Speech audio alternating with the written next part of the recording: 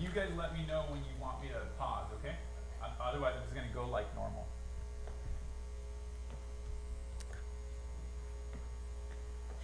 This is scary.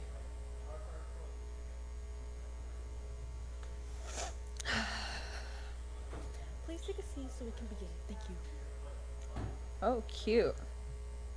Lights, lights. Camera. Is that a song? Yeah. Yeah, Kanye. Oh. Flashing lights. Yeah. Right. Can I post this on Snapchat right quick? This is funny. Obviously, do they have? Yes. Is there any way we could do a headset that said like and play, so like you can try and sync that Yes. as much as possible. Like they're pretty much starting at the same exact Yeah, time, because right? I think last year I just told Dean, Hi, okay, Amy. 3, 2, 1. Yeah. So Nicole, does that make sense? Yeah. So for the video, I'm just gonna go 3, 2, Luis and Valerie are I mean, back. and what happened was Can we Dean still was do kinda this, like, though? You know, after the first one, it was Seth. We're gonna Being run host. lines. We're being hosts. I would be like up in Hello. this. Hey.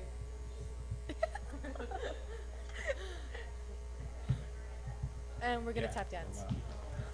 I can't tap dance. I don't know. That was either. good though. I don't know how to.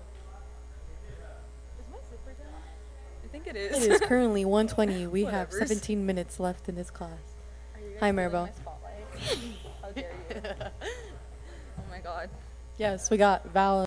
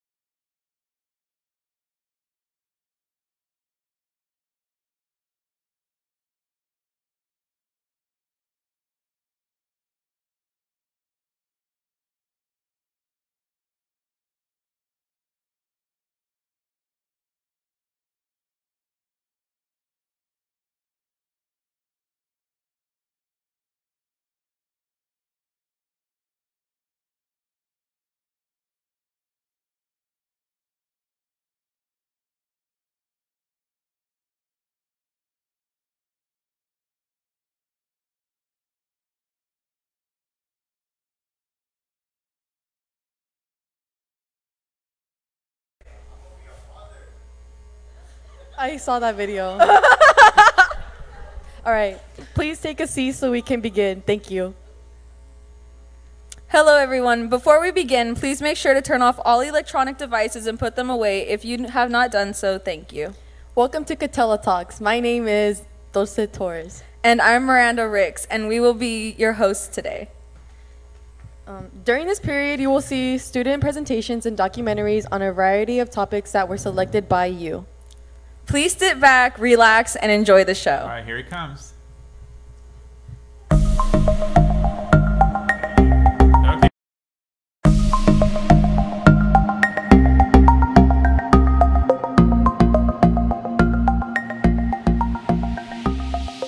Today, we are hosting Catella Talks. This event showcases students from each grade level presenting on a problem they would like to solve within their community, major, or career interest.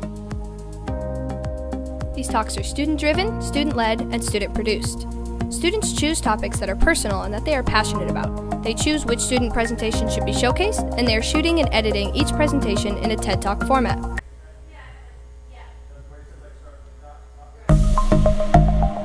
gonna forward it a bit.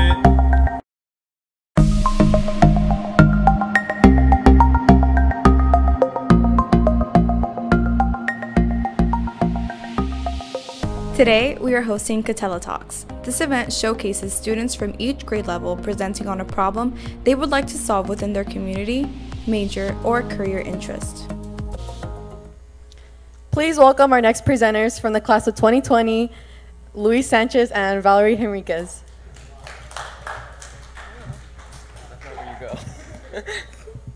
Hi, welcome back. I'm Luis Sanchez, and we're here to present on the inclusion of special needs students socially. This is an important issue as Congress released in 2016 the Condition of Education. The Condition of Education is a census that stated that 6.5 million students, or roughly 13% of all public school students, have received some sort of assistance due to their special need. This assistance includes programs such as inclusion. Here on the Catella campus, we have a program called Inclusion, and Inclusion mainstreams students with less severe disabilities such as dyslexia or small cognitive disadvantages into a regular classroom environment with an aide at their side. And through this program, we have spoken to 3 teachers here on the Catella campus, Mr. Wilson, Mr. Harris, and Mr. Ramonses, and they all said very positive things about the program, which it helps students it boosts students' self-esteem knowing that they're allowed to work with their peers in a regular classroom environment, and overall will help them in the long run. Although beneficial, we hope to incorporate students with severe disabilities as they are not applicable to this program. In order to solve this, we hope to relaunch the program Catella Buddies. Catella Buddies is a mentorship program that allows for one-on-one interaction between a general education student and a special education student. This is beneficial as in a personal interview with Jordan Garcia, the special education teacher here. She stated that this benefits the students as they learn age-appropriate behavior and speech, as well as it benefits the entire community as they learn to feel more comfortable speaking to these individuals. This is personal on behalf of me and Luis because we are in ASB, and every year on Servathon we come early and stay to set up a dance for them. We go out of our way to personally invite these students and make them feel comfortable around us. And it's just amazing to see how these students are able to let loose and just come to a dance and really enjoy themselves, such as every high school student deserves. And me being an ASB, I do have a first-hand witness as ever since the dance, one of the students in the special needs class every day comes up to me and says, "Valerie, can you hold the door for me?" Or, "Valerie, how's your day?" And it's just amazing to see that through this dance, he's able to have the confidence and courage to come and approach me. And this problem isn't a problem that me and Valerie can solve. It's much bigger than ASB or just Catella Buddies. It's something our entire community should tackle. Everyone should be aware of this group of individuals and make them feel included. They shouldn't feel isolated, and we just hope that you feel more comfortable after this, coming up to them and saying hi or how's your day, and just treating them like regular kids because you don't realize the little things that help make up a high school experience. So after this, we hope that you take that from this lesson, and we just wanted to say thank you for listening. And remember, this isn't for us, it's for them. Thank you. Video 3, 2, 1.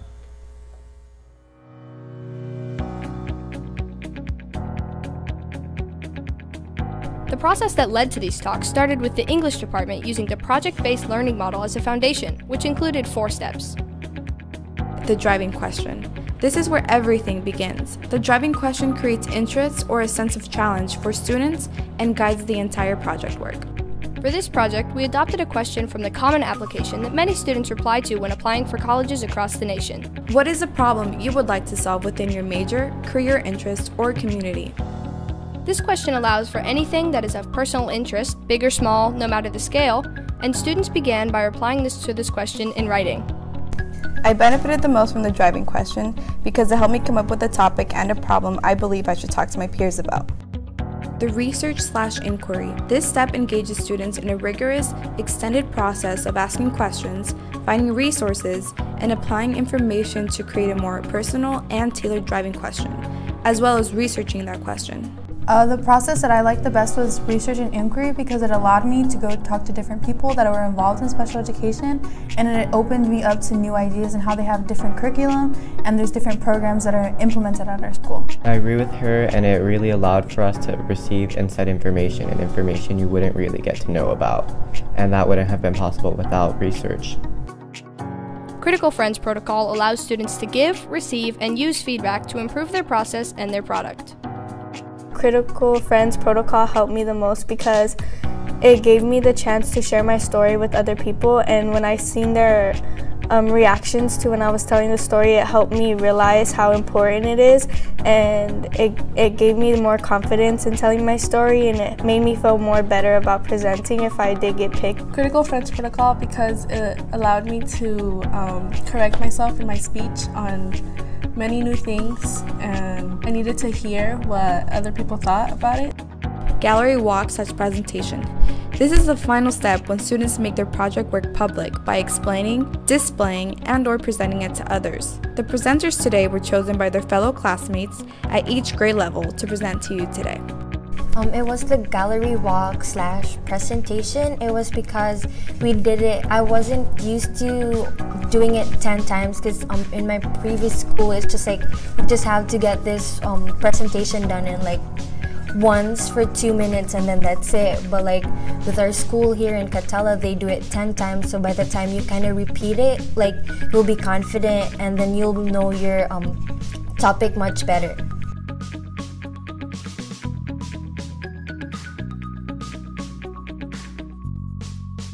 I was a little too early there. Please welcome our next presenter from the class of 2019, Liliana Garibay. Okay, so we're gonna pretend Liliana comes out, blah, blah, blah, blah, blah, blah, blah, blah, blah. Okay, and then there's gonna be our first documentary, which I believe Miranda's introducing, right? Yes. Students also created brief short documentaries based on their Catella talk. Please give a big hand to our first documentary. It doesn't say the name on mine. It's okay. Dreams documentary by Dulce Torre, class of 2018. Okay, video in 3, 2, 1.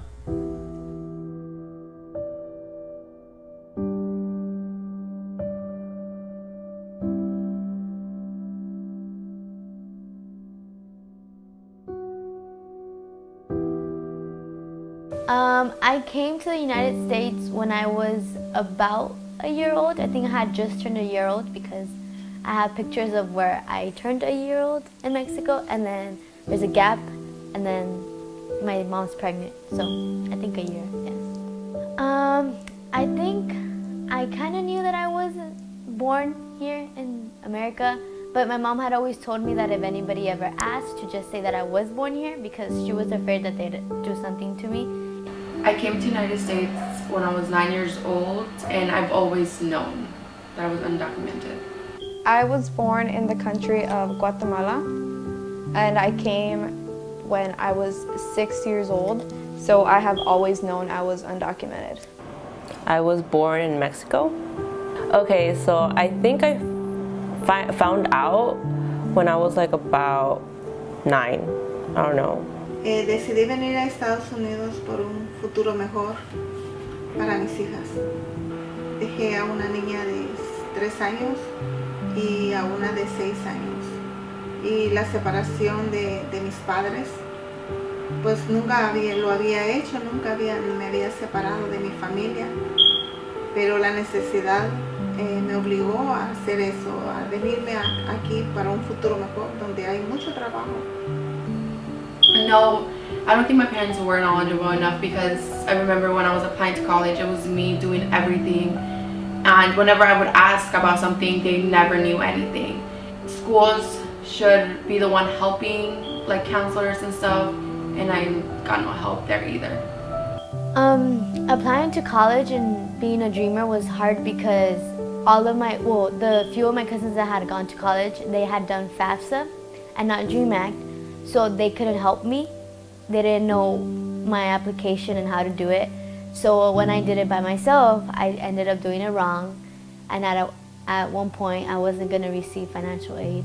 I just felt super weird about asking about like the DREAM Act because I felt like nobody else was filling it out and I was like the only one. Like I felt like I was by myself.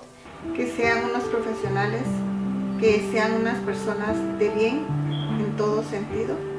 O que ellos puedan tener un futuro mejor, el futuro que yo no pude tener. And I feel like undocumented kids feel this struggle because they feel the struggle more because our parents gave up so much of their life for us, and we can't just not do anything with our lives.